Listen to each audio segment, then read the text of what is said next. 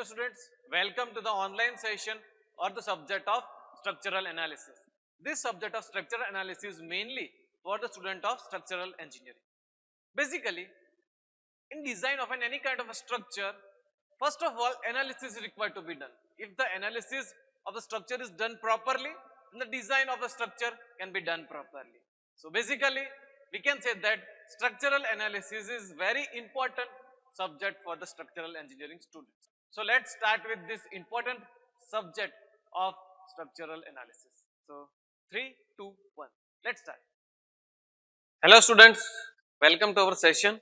In the previous session, we have discussed around the UVL, uniformly varying load, how its bending moment is calculated, how its shear force are calculated, and all the concepts related to centroid and all things we have discussed. Now, let's see an example of the uniformly varying load. Consider the given below figure, which is having the span of 4 meters. It is just like an overhanging beam, and it is having the span of 4 meters. The intensity, the maximum intensity is of 5000 Newton per meter. Okay.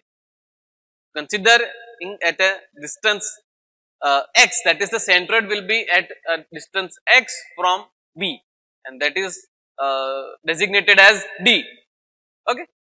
So yes, this is the thing. So D equal to 5000 into x by 4. Okay. Because we are just taking the concept of similar triangles. So there are mainly two triangles, that BED and BCA. We are just taking the property, the fundamentals of the similar triangles. So the ratio is like DE by AC is equal to DP by BA. Okay. So finally, by taking the concept of similar triangles, we are getting the value of DE equal to 1250 into x. X is distance of centroid from the point B. Okay. So let's first find the shear forces. Shear force at D, at the D will be equal to minus 1 by 2 into x. We are just taking the area of the triangle BED. So half minus half into x into 1250. The altitude will be, the DE will be 1250 x, and the horizontal distance, the base is the x. So half base into altitude. So half into x into 1250 into x. So finally we are getting the shear force at D equal to minus 625 x square. Okay. Now moving towards the further, that is the shear force at B is equal to 0. So at their x is also 0. So shear force at A will be at a distance x is equal to 4. Okay. So we just have to, if we want to find the shear force at A, we just have to put the value of x is equal to 4 for A point. Okay. So just we got the value, that is minus 625 into x square, and we have the x value that is equal to 4. So minus 625 into 4 square. Finally we are getting the shear force at point A equal to 10 kilonewton. Okay. It is in downward direction, and shear force will be also in a parabola.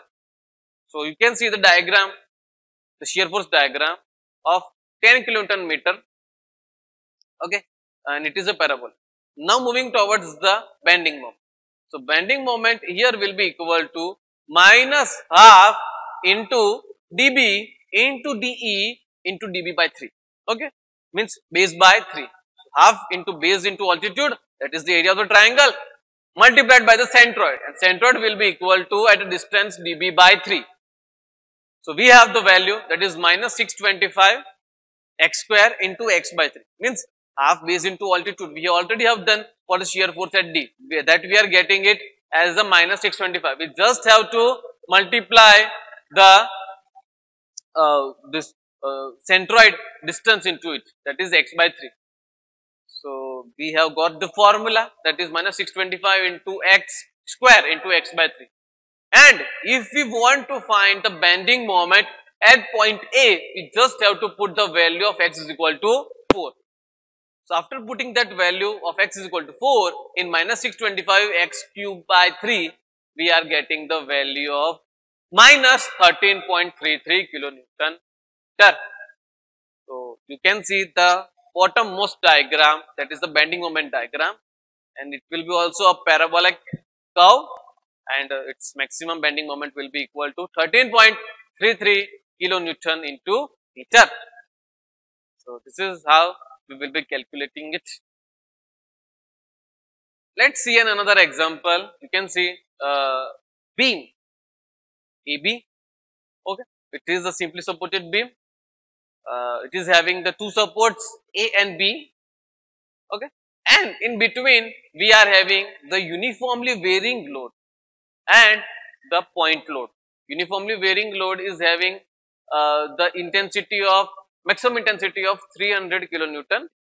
Okay, and the point load is having the maximum intensity of the 150 kiloton. So total load acting on the two supports will be equal to 150 plus 300. Okay, half the base into altitude. So base distance is 3 meter and 350 is the distance. So finally we are getting the equivalent concentrated load of 300, and we have the point load of 150 kilonewton.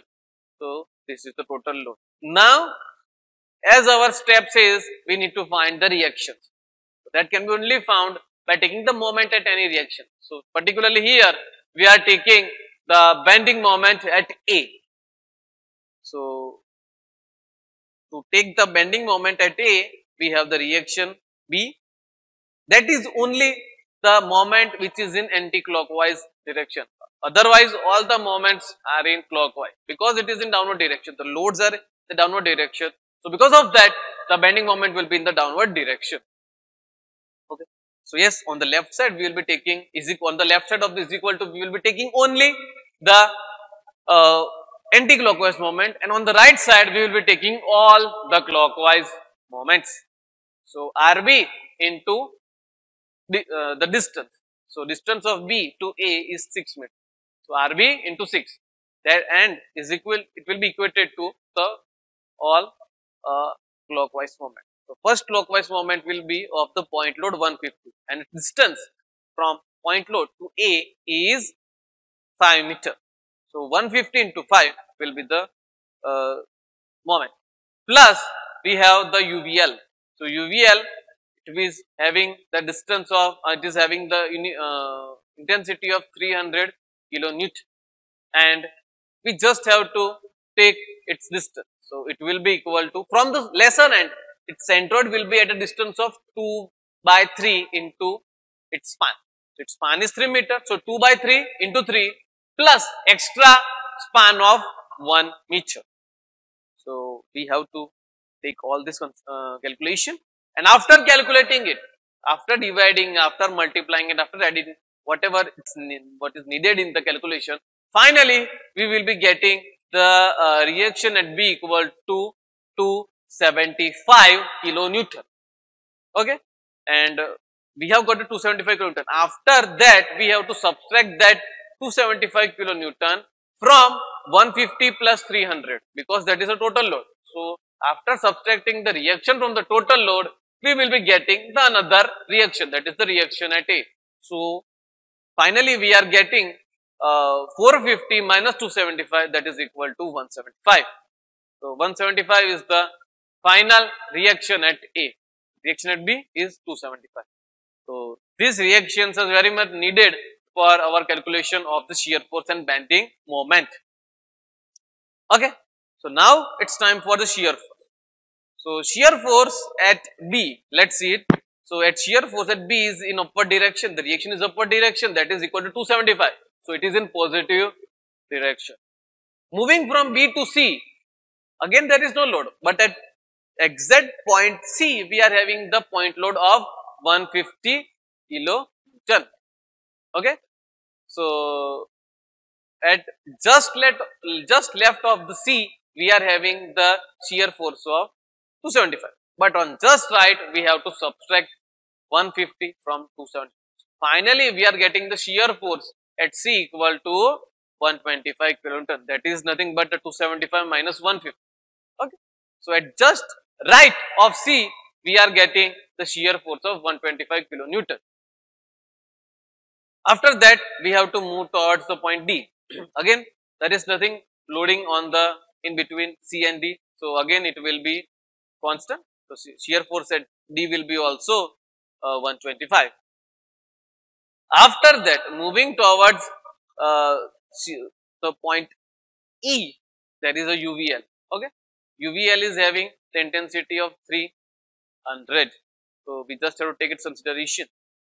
So it will be equal to shear force at E equal to 275 minus 150, that is 125 that we have got, minus 300. Its intensity is 300. So we have to subtract it.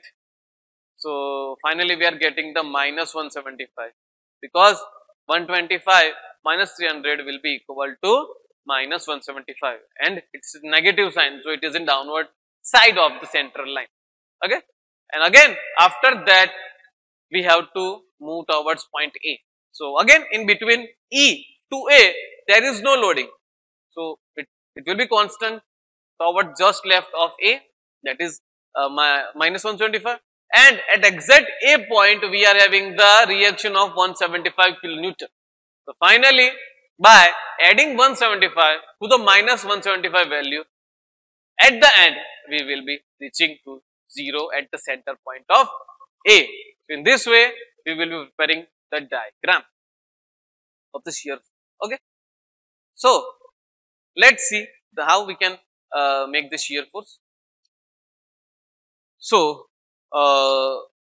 moving towards B, we have the positive shear force, that is equal to 275 kilonewton, and it is upward direction. Moving towards the left side, that is C, again it will be constant, but exact at point C, we are having the value of 125 kilonewton. So we will be moving a bit downward direction, but it is positive, so it is about the center line. Now moving towards point D, there will be no load. So again we are having the value of shear force equal to 125. Now moving towards D to E, we are having the uniformly varying load, and finally at E we are getting the value of 175. So we have to make a parabola accordingly, and at the E point we will be having the value of 170. Again moving towards E to A, the shear force will be constant, and exact at A point we are having the reaction of 175. So finally we will be reaching to the center line. Okay. So that is the thing. Now we required the point where the shear force was 0, because at this point the bending moment will be maximum. So here let's calculate it. So W will be equal to W into X by L, that is the intensity of the loading. Now we required an X, means the distance in the UVL at which the shear force was 0. So the intensity is 200 into X by 3. Okay. Shear force at F is considered to be the 0. So minus 175, that is the shear force. Okay. Plus 1 by 2 into 200 into X by 3 into X. So finally, equating it to the 0, we are getting the X value equal to 2.29 meter. So we can say that at a distance 2.29 meter from D, we are getting the point of 0 force. Okay. So at that point of 0 shear force, the bending moment will be maximum. So we have to find that bending moment. So let's start with the bending moment. So bending moment at A and bending moment at B will be again equal to 0, because they are the ends. The bending moment will be 0. Now talking about the bending moment at C. So at C, we are only having the reaction. So the distance is 1 meter and the reaction is 175. So 275 into 1, and it is in the anti-clockwise direction from the right hand side of the joint. So it will be considered as a positive. So at C we are having the positive 275 kilonewton bending moment. Now we need to find the bending moment at D. So in between we are having means from B to D we are having the reaction and the loading. Reaction is of 275 kilonewton and the loading of 150 kilonewton. So let's see. So reaction, because of the reaction the bending moment is positive, and because of the loading the bending moment will be negative. So 275 into 2 means, because the distance from B to D is 2. So 275 into 2 minus 150 into 1. Okay, that is the bending moment. So finally we are getting the bending moment of 400 kilonewton meter, and it is on positive sign and it is above the center line.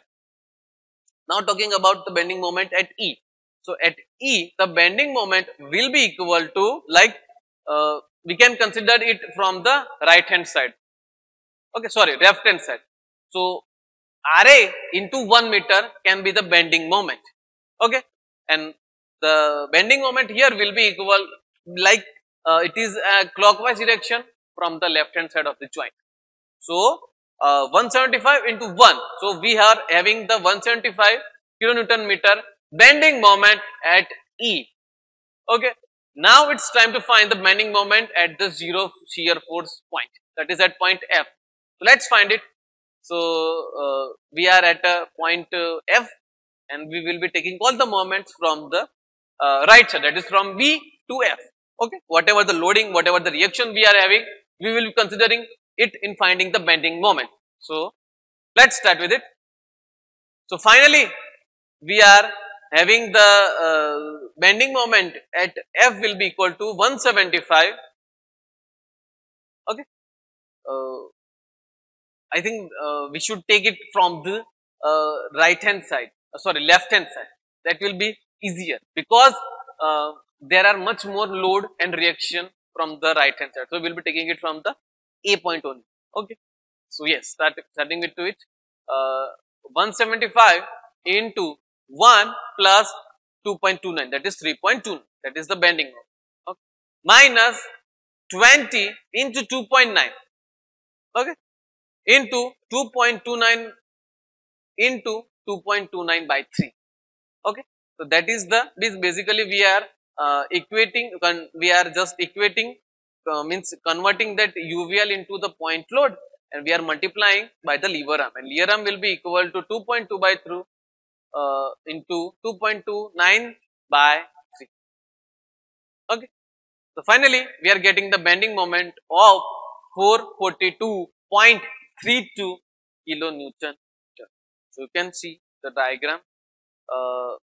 Only in the given diagram we only have the UVL, otherwise there is no load. So all the bending moment will be in slanting.